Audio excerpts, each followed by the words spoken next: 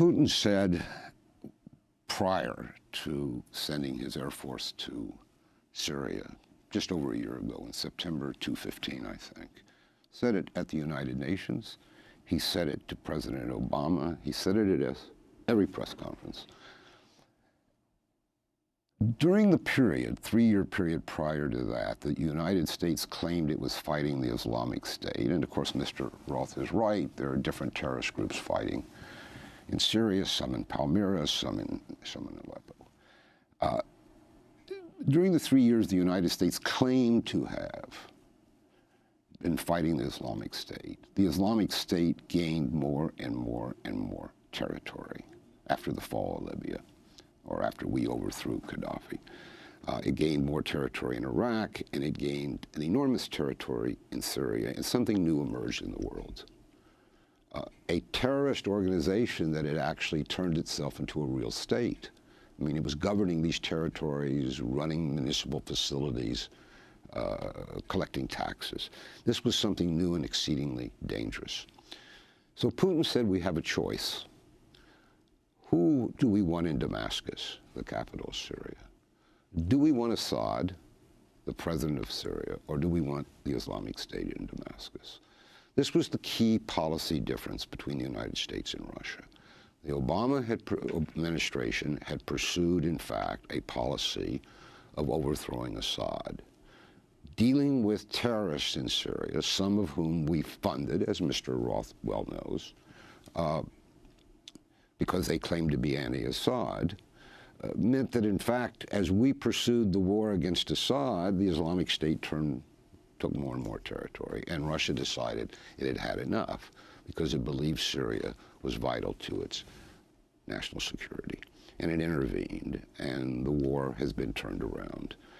The United States has been on the wrong side of history from the beginning of this. The United States has made its contribution, since Vietnam at least, to the destruction of hospitals and civilian facilities, most recently in Afghanistan. Was it deliberate? I don't know. It was probably an accident. In Mr. Roth's absolutist view, everything is certain, everything is deliberate. I'm more problematic. But look what's happening in Syria today. It's extremely interesting. The Russians and the Syrians, some months ago, took back Palmyra, this historic city, where the Islamic State had been chopping off heads in public, where it had lined up its victims and had young children, looked to be about 10, 11, 12, execute them. I'm sure Human Rights Watch reported that and protested it. And then the Russians and the Syrians liberated the city. Now, Palmyra is under siege again. The Islamic State may take control of the city.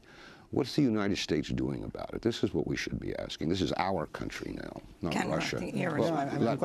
Let me finish my point. You filibustered. Let me just make my last point.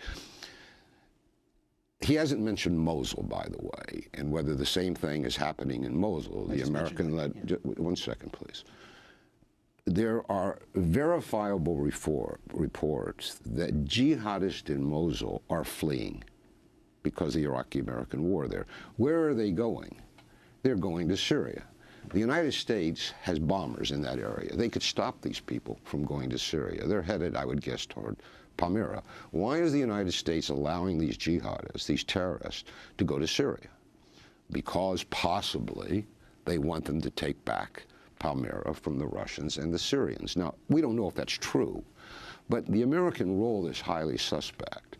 And rather than sit here and say the Russians are committing war crimes, because look, one person's war crime is another person's liberation. On the front page of the New York Times this very morning, there's a story by Ann Barnard. By the way, Americans are not filing from Syria, they're filing from Beirut.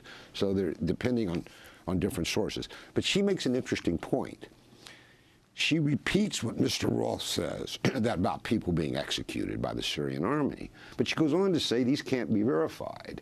And then 2 or 3 paragraphs later, she reports that people trapped in Aleppo are welcoming the Syrian army with jubilation. She reports. So even in the New York Times, which has not been very helpful in these narratives, you see the two narratives.